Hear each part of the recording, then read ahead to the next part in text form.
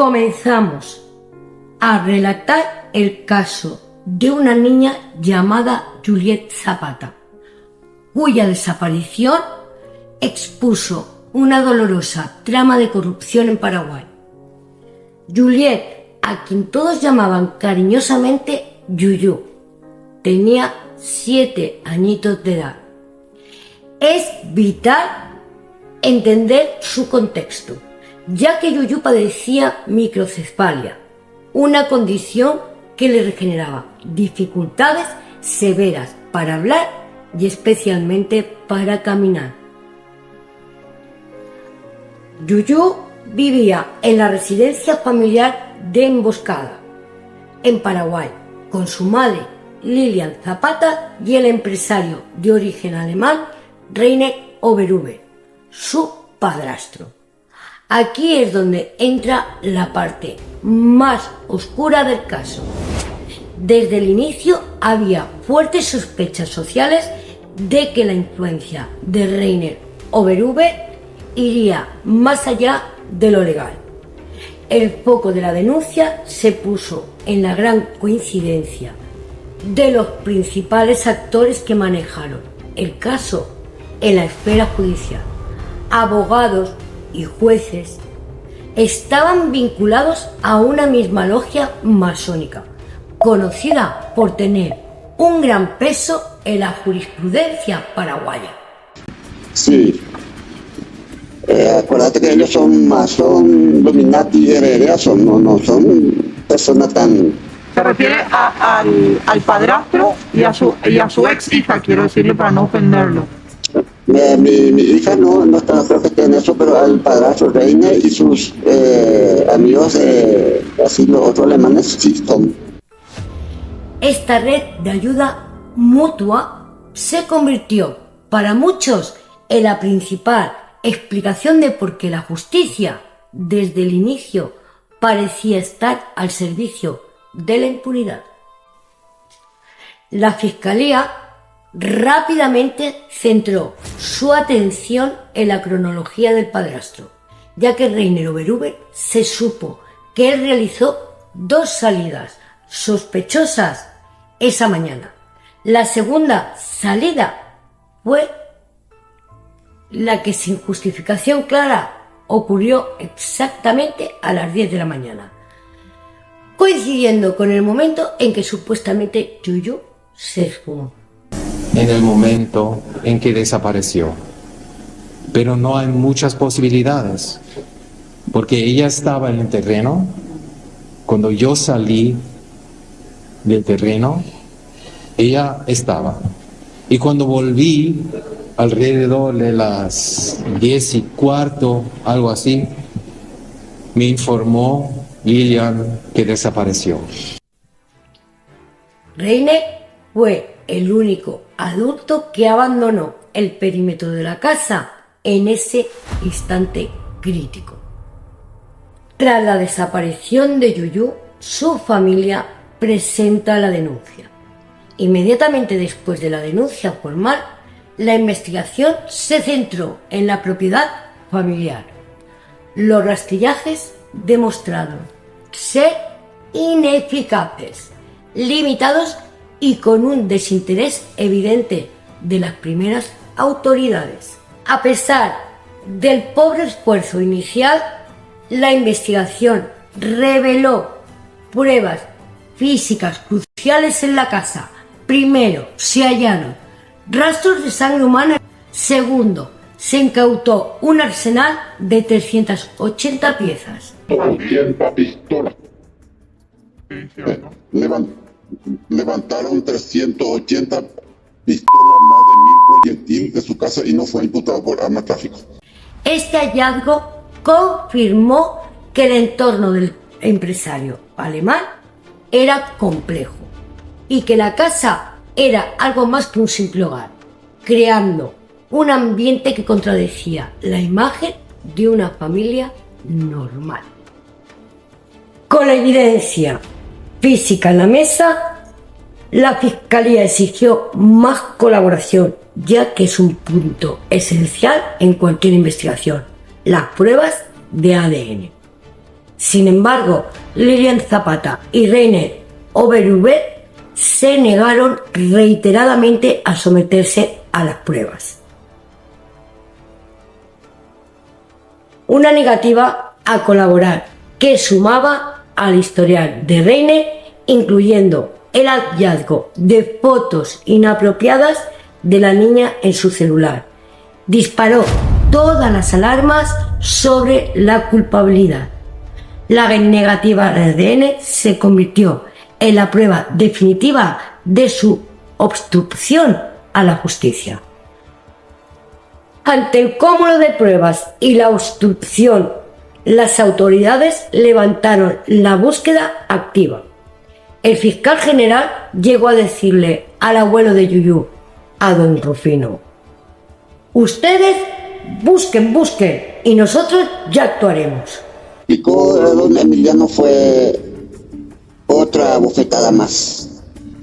Investigación, ya buscaron solamente si por ahí nosotros, familiar o algún vecindario o alguien sabe o alguna novedad referente al caso que podamos acercarles, que ellos iban a actuar inmediatamente. Este abandono oficial confirmó el sentimiento de que el sistema ya estaba vendido. El pacto de corrupción estaba en marcha. A pesar de la negativa al ADN, el arsenal incautado, la coartada rota y todo lo demás encontrado, la justicia paraguaya avanzó hacia un veredicto que se convertiría en un escándalo internacional. El empresario alemán Rainer Oberhuber fue absuelto de todos los cargos relacionados con la desaparición. El fallo fue un acto final de corrupción que confirmó las sospechas de la influencia externa. Rainer fue detenido brevemente en el aeropuerto cuando se disponía a viajar a su país de origen. La detención se produjo por un detalle perturbador. Llevaba consigo el documento de identidad o pasaporte de origen de Yuyu. Aún así, fue puesto en libertad y logró salir del país. Este fracaso judicial obligó al abuelo don Rufino Zapata a tomar la batuta. La lucha de don Rufino se convirtió en una épica batalla en solitario contra la impunidad. Don Rufino se enfrentó a la corrupción en tribunales y a las amenazas. Ante la inacción y el abandono del Estado paraguayo, llevó su caso a nivel internacional, contactando a Interpol, organismos de derechos humanos y autoridades de otros países, negándose a que la verdad fuera enterrada por el dinero y la influencia. Lilian, la madre de Yuyu, fue condenada por un delito menor, violación de deber de cuidado. Ella cumplió su sentencia y fue puesta en libertad, sin que se probara su participación directa en la desaparición. Pero la negatividad a someterse al ADN siempre ha dejado la pregunta abierta. La madre insiste: yo, como mamá, siento que mi hija está viva. Pero el abuelo contaría una versión escalofriante revelada por el padre biológico. Yuyu sufrió un destino fatal. Este testimonio subraya la polarización y el terror de este caso. Mi hijo, ya no voy a hacer nada porque ella ya no está. ¿Podrá la persistencia de don Rufino encontrar a Yuyu o este será el crimen de impunidad más grande de Paraguay? Hoy, Rainer Oberhuber está absuelto y libre en Europa. La madre, Lilian Zapata, cumplió su sentencia y está en libertad en Paraguay. La impunidad ha triunfado. Pero la verdad sigue esperando, y es aquí donde encontramos una luz de esperanza.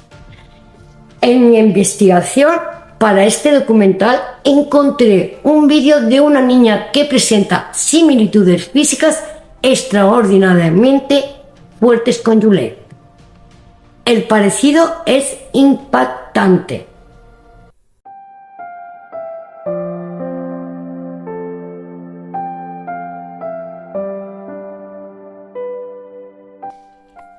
Oficialmente se investigó el caso. La investigación resolvió que la niña encontrada no coincidía con el complejo de motricidad de Juliette. Y con esa conclusión, el caso se cerró. Aquí es donde entra la duda que se maneja bajo manga. La similitud física es tan grande que personalmente cuestiono el rigor de esa investigación.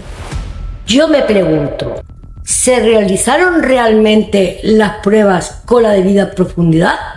¿O fue la excusa perfecta de la motricidad la vía rápida para que el sistema de influencias cerrara otra puerta? La pregunta sigue en el aire. ¿Es posible que esta niña sea Juliette? Y usted, después de ver todo el contexto de impunidad y corrupción en Paraguay, ¿qué opina al respecto? Finalmente, me gustaría preguntarles, ¿le gustaría que hagamos un directo hablando sobre el caso de Yuyu, su lucha y la corrupción que la rodea?